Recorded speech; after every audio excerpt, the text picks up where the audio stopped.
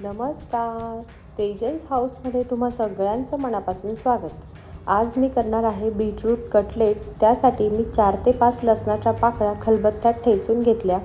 इथे मी कोथिंबीर बारीक कट करून घेते आणि बीटरूटचे कटलेट आहेत, मग बीटरूट तर असलेच पाहिजेत, म्हणून मी या रेसिपीत एक पूर्ण बीटरूट वापरणार आहे. बीटरूटची वरची साल मी आधी काढून घेते. वरची साल काढल्यानंतर ते आपल्याला किसणीने किसून घ्यायचं आहे. किती छान नॅचरलीच रेड कलर असतो ना या बीटरूटला. सगळे हात रेड झाले आहेत आणि कलरफुल कटलेट बघून मुलं पण खूप खुश झाले होते. तुम्हाला माहिती आहे का, या बीटरूटमध्ये आयर्न, फोलेट, पोटॅशियम आणि नायट्रेट भरपूर प्रमाणात असतं. हे पण सुपरफूड आहे बरं का. हे हिमोग्लोबिन वाढवतं, ब्लड प्रेशर कमी करतं आणि शरीराला पटकन ऊर्जा मिळते आणि स्टॅमिना वाढवते. आता मी किचनमध्ये काही पण करत असली की माझ्या मुलीला बघायचं असतं, आज काय करते मम्मा. कधी तर ती ओट्यावर बसून माझी सगळी गंमत बघते आणि डिश रेडी झाली की तिला लगेच खाऊन बघायचं असतं. मग बऱ्याचदा मी थोडा ब्रेक घेते, तिला खाऊ घालते, मग पुढचं शूट कंटिन्यू करते. किसून घेतलेल्या बीटरूटमध्ये मसाले ॲड केले. 1/2 चमचा गरम मसाला, अर्धा चमचा लाल तिखट, थोडी हळद व जिरे.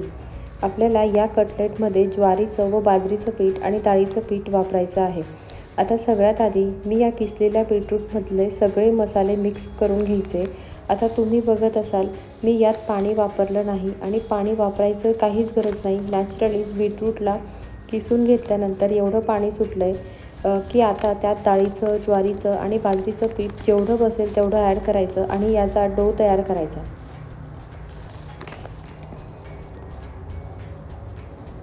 उन्हाळ्यात जास्त भूक लागत नाही.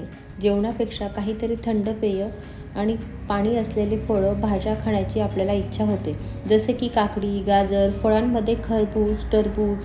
मग आपण अशा वेळेस असे काहीतरी पदार्थ केले पाहिजे ज्यातून भरपूर प्रमाणात पाणी आपल्या शरीरात जातं आणि आपली बॉडी पण डिहायड्रेट राहते. मी इथे ठेचलेला लसूण ॲड केला व हा डो मळून घेतला.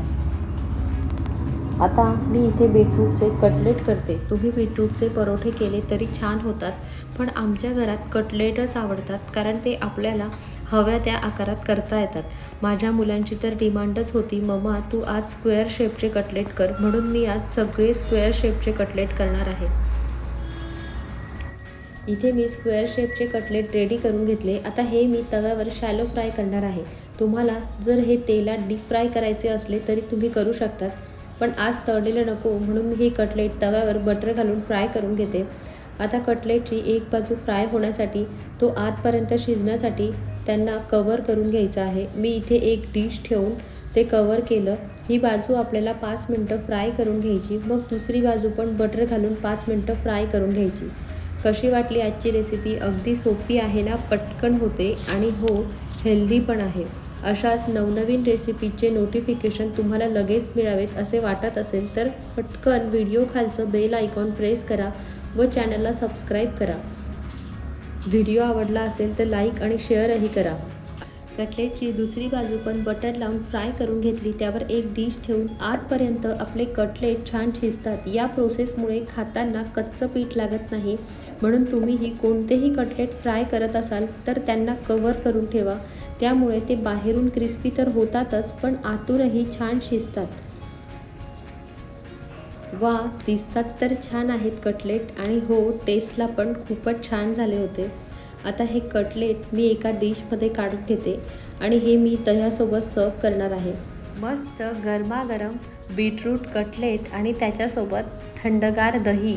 दह्यावर मी चाट मसाला घातला, थोडं लाल तिखट घातलं. चला तर मग पुन्हा भेटूया अशाच एका मस्त रेसिपीसोबत. तोपर्यंत बाय.